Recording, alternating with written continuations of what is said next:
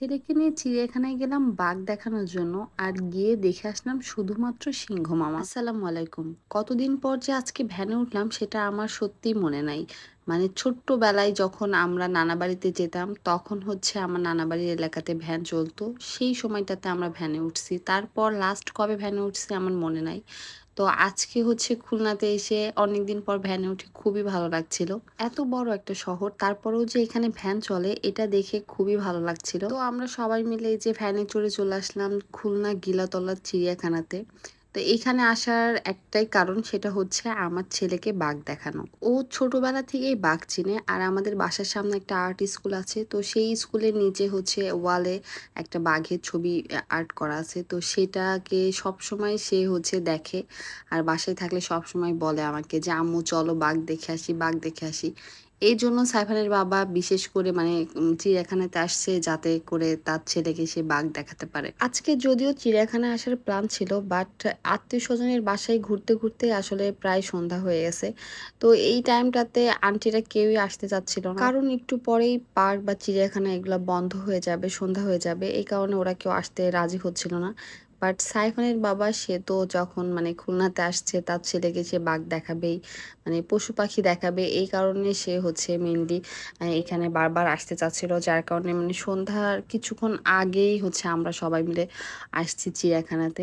Aunty Sabbir ওরা সবাই বাসায় ব্যাক করছে, আমরা শুধু হচ্ছে ছোট ফুপু আমরা এই কয়জনই আসছিলাম। তো তারপর এই যে আমরা চিড়িয়াখানার মধ্যে ঢুকেই দেখি যে এই যে একটা খাঁচার মধ্যে দুইটা হনুমান আছে। তো এইগুলাকে আমার ছেলের সাথে দেখাচ্ছিলাম, আমরা একটু হাই দিচ্ছিলাম। আমার ছেলে তো দেখে সে মহা খুশি। সে হচ্ছে অনেক পশু পাখির নাম জানে, ইংরেজি নাম, বাংলা নাম। বাট আমাদের ঝিনাইদহে কোনো চিড়িয়াখানা না থাকার কারণে সে কোনো পশু পাখি আসলে দেখিনি স্বচক্ষে।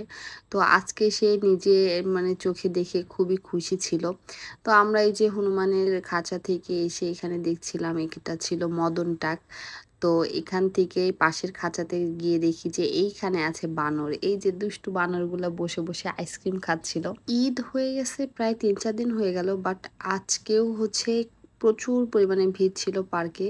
মানে জাহানাবাদ শিশু পার্কেও অনেক ভিড় ছিল, তারপর চিড়িয়াখানার মধ্যে প্রচুর ভিড় ছিল, মানে এত মানুষ। আমরা সন্ধ্যার কিছুক্ষণ আগে গিয়েছিলাম। আমরা তো ভেবেছিলাম যে হয়তো বা পার্কে বেশি লোকজন থাকবে না, এখন শেষ টাইম, আর কিছুক্ষণ পর পার্ক বন্ধ হয়ে যাবে। বাট না, এখানে এসে দেখি যে প্রচুর ভিড়, এখনো মানুষ আসছে, নতুন করে ভেতরে যাচ্ছে টিকিট কেটে।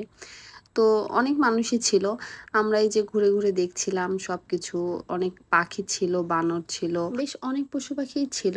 তো আমরা সবকিছু ঘুরে ঘুরে দেখছিলাম। ম্যাক্সিমাম হচ্ছে মানে সচরাচর যেগুলা আমরা দেখে থাকি সব চিড়িয়াখানায় বা বাইরেও দেখি, তেমন পশু পাখি ছিল বেশি। একটু আনকমন বা হিংস্র জাতীয় জাতির হচ্ছে কোনো পশু পাখি তেমন একটা বেশি ছিল না।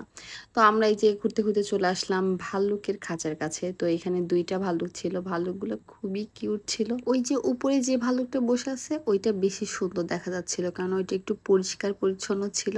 আর ওর গায়ের লোমগুলো এত কালো ছিল, একদম চকচক চকচক করছিল, দেখে খুবই ভালো লাগছিল। তারপর এই যে চিড়িয়াখানা ঘোরা প্রায় শেষের দিকে, আর এখনো আমরা বাঘের দেখা পেলাম না। তো সামনের এই খাঁচাটাতে যাচ্ছিলাম, সবাই দেখি এখানে ভিড় করে দেখছে। তো আমি একটু তাড়াতাড়ি করেই আসলাম, যে ভাবছিলাম যে এটার মধ্যে হয়তোবা বাঘ আছে। বাট আনফরচুনেটলি আমাদের ভাগ্যটা খুবই খারাপ, কেননা আজকে হচ্ছে চিড়িয়াখানায় কোনো বাঘ নাই। এখানে মস্ত বড় একটা সিংহ বসেছিল। তো সিংহ মামাকে দেখে আমরা চলে আসলাম এইদিকে। আর এখানে এসে দেখি যে এই খাঁচাটার মধ্যে বেশ অনেকগুলা হরিণ ছিল, যেগুলা শুধু শুধু ঘুরে বেড়াচ্ছিল। তো আমি আর আমার ছেলে এই যে এই গ্রিলের ফাঁকা দিয়ে একটু হাত ঢুকিয়ে হরিণগুলাকে ডাকছিলাম। এখানে কোনো পাতা বা কোনো কিছুই বিক্রিও হচ্ছিল না যে আমরা হচ্ছে কোনো কিছু খাবার দিয়ে হরিণগুলাকে ডাকবো। তো একটা হরিণও আমাদের কাছে আসলো না। আমরা ব্যর্থ হয়ে চলে আসলাম এই যে গাধা দেখতে। তো এই খাঁচাটার মধ্যে গাধা বসেছিল একটা। আর এখানে এসে দেখি একটা ময়ূর বসে আছে, মানে দাঁড়িয়ে আছে। বাট ময়ূরের পাখনা না মেলালে আসলে ময়ূরের সৌন্দর্যটা খুব বেশি একটা বোঝা যায় না। তো ময়ূরটা চুপচাপ বসেছিল, তার কোনো নড়চড় নাই। এজন্য আমরা চলে আসলাম পাশের খাঁচাতে। আর এখানে এসে দেখি ওই যে কর্নারে দেখা যাচ্ছে একটা মস্ত বড় অজগর বসে আছে। চিড়িয়াখানায় আসলে যে পশুটা দেখলে আমার সব থেকে বেশি বিরক্ত লাগে সেটা হচ্ছে কুমির। যে কিনা একটু নড়াচড়া করে না, কোনো রকম কোনো সাড়া শব্দ নাই, শুধু একদম মানে মূর্তির মতো শুয়ে থাকে, একটুও ভালো লাগে না। তো যাই হোক, চিড়িয়াখানা দেখা শেষ করে যে আমরা বের হয়ে পড়েছি, সন্ধ্যা প্রায় হয়ে গেছে, আমরা বাসায় ব্যাক করব। বাঘ দেখতে এসে সিংহ মামা দেখেই বাসায় ফিরছি, তো ছেলেকে একটু সিংহ মামার পিঠেও চড়িয়ে দিলাম। এই ছিল আজকের ভিডিওটা কেমন লাগলো সবাই অবশ্যই জানাবেন। আল্লাহ হাফেজ।